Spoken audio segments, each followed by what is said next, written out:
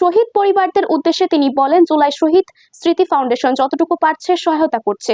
List gadget আকারে প্রকাশ করা হয়েছে। মোট 760 জনকে সহায়তা করা হয়েছে। বাকিদের আবারও লিস্ট করে রাখা হবে বলেও জানান তিনি।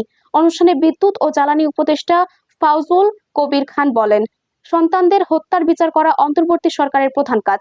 যাদের আইনি সহায়তা প্রয়োজন রয়েছে সরকার তা করবে বলেও জানান তিনি।